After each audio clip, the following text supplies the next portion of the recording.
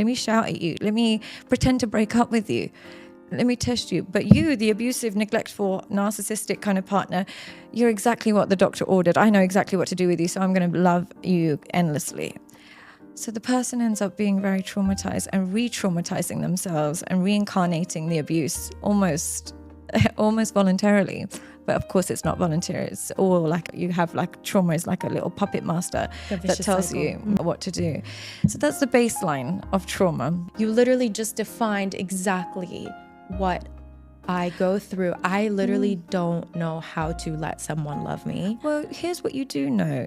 When you get abused as a child, you develop a core belief. And what that core belief will be is no one loves you, no one cares about you, you're unworthy, and you deserve this. Because this is what a child's going to learn. They're not going to learn, I hate my dad's horrible, my mum's a bitch. They're not going to learn that because we're programmed to love our parents.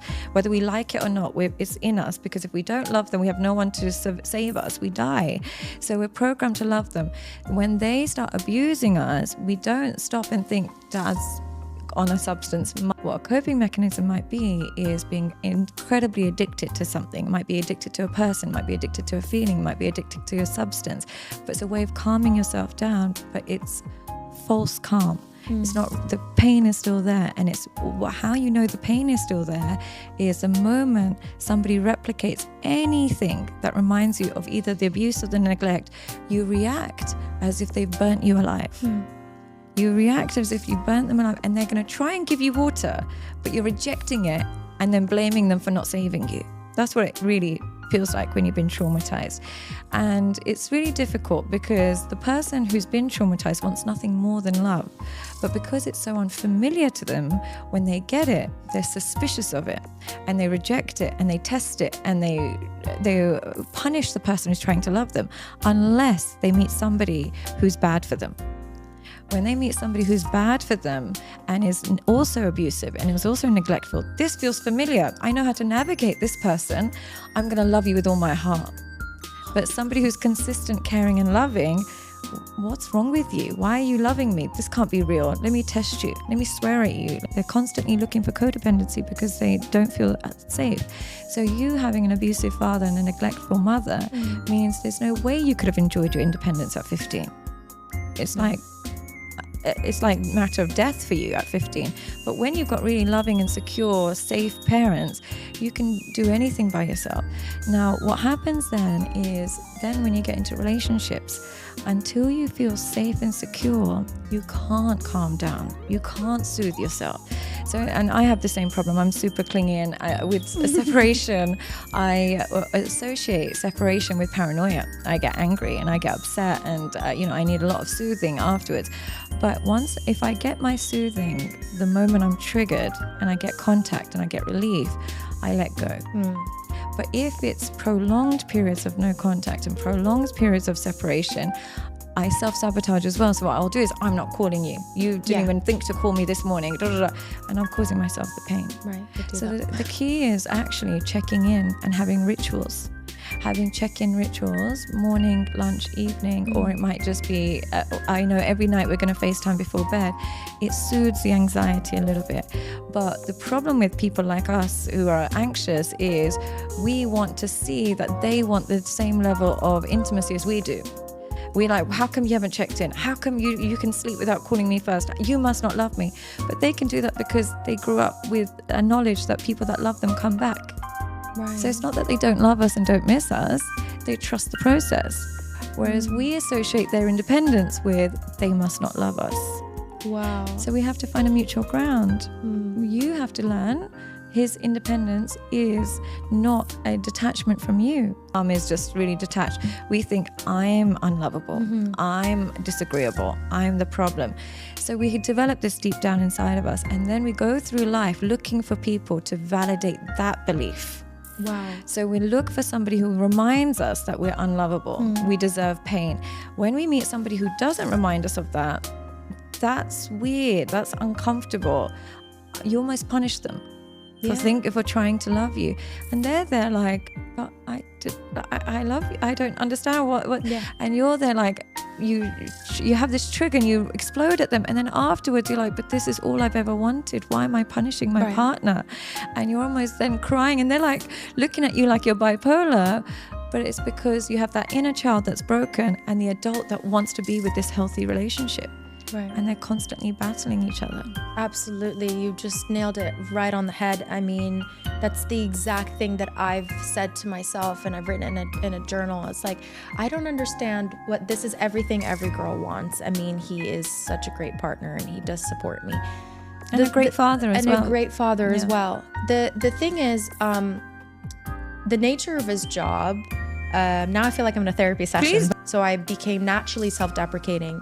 But now in this relationship, I'm thinking, how can I send the message and be able to communicate that these are triggers for me without constantly feeling like I'm talking about myself and then bringing him down, and you know, that's what's hard is like, we are so different. Of course. And here's the thing, everybody on paper can be similar. They can like the same things, they can be from the same culture, speak the same language, but how we know we're similar or not is the level of trauma we experienced as a child, because then we know how, if we got similar triggers and if we know how to soothe one another. Now, being traumatized as a child like you were with a combination of abuse, here's the thing, parents can traumatize you in two different ways. One can be active, where they actively abuse you, negative, physical, emotional, actually abuse you. The other can be passive, where they don't give you support and they give you neglect and they don't show concern for your emotion. Both are equally damaging. Both are. So people, when they think of trauma, they think, well, nobody hit me in the house, I can't be that and I was never sexually abused, so I'm not traumatized. But having a parent watching you in pain and not offering you a hand is trauma. Because what happens then is a child has no one to soothe their emotions. When they're going through pain, they have no one to soothe them. So nobody's there to kind of coddle them.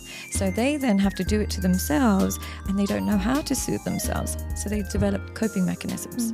And what these coping mechanisms tend to look like is very self-sabotaging. Today we're going to be discussing childhood trauma and how it affects us. And Sadia, I've actually not even told you this topic. First of all, hi, how are you? I'm great, how are you? I'm good. Thank you so much for coming on the podcast. Of course. Thank you so much for having me. It's such a pleasure sitting here with you. I feel so honored and very, very lucky to have you here. And it's such a amazing topic to talk about, because I feel like we're not really normalizing how much our childhood trauma affects us. So your voice and your incredible advice has been sounded all over the UAE on amazing podcasts and all over social media, and it's everywhere, places. right? It's everywhere. And it really inspired me, because actually the way I actually found you, because obviously we just met, but it was through a reel that really touched, you know, like one of my heartstrings. You know, one of my first questions to people, especially clients, is what reel made you want to reach out to me? Yeah. Do you mind me asking what reel it was? Yes, of course. It was a reel about you saying why certain people get cheated on, and how their upbringing sometimes can be what results in them going into relationships where they're constantly being cheated on. Right. And actually that inspired me not only to reach out to you, but also to create this topic, because it's a topic that I've always wanted to talk about. And to give you a little bit of a background, and take your time, and so is being triggered a toxic trait? It's a toxic reaction, but not a toxic trait. Just think about what a trigger is. Like when you pull the trigger on a gun, it's a very disproportionate reaction to whatever the person's done. Yeah, it's pulling the trigger, and it's a really disproportionate reaction. So that's what trigger really does. It unleashes a weapon. But being triggered is not necessarily a toxic trait. It's a human response to a pain. Yeah, if I had a burn on my arm and you push past it, I'm like, that's a trigger. It's not really my fault, but you have to bear in mind that person didn't know I had the burn. They didn't do it on purpose.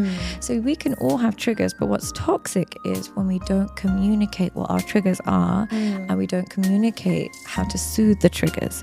So a trigger might be, for me, long separation without speaking. That's a trigger for me. If I don't say anything and I pretend I'm cool about it and then explode when he finally does call me, that's toxic. Right. But if I communicate and I say, babe, I really miss you, and you go too long without me, I get anxious, please just check in. Oh, sorry, babe, I'll do that, and more often. And I communicate my triggers, and I give them the benefit of the doubt that they're not trying to trigger me. then it's not toxic. It's just a human response. So you just have to communicate it and give them the antidote. This is what to do to soothe me. Teach them how to soothe you. So do you mind me asking how long you've been in a relationship? Yeah, we've been together for 6 years. Amazing.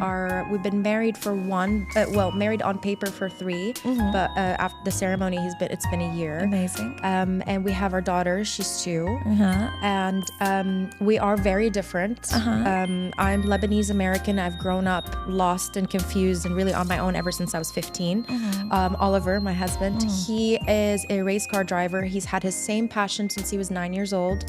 His parents supported his dreams and have Healthy always kind been of background for him? healthy, very healthy background for him. Praise be to God. Yeah. Yeah, so I think actually I feel so guilty saying that, but because we are, I feel like sometimes he feels bad that he has a good, trauma-less childhood, and we constantly fight about things, not constantly, but we do fight about things that trigger me, where I feel like you don't understand me, you don't get that this hurts me, you don't get that, and he's thinking, I didn't do anything. Like, well, it was something so simple. I talk to everyone like that, or you know.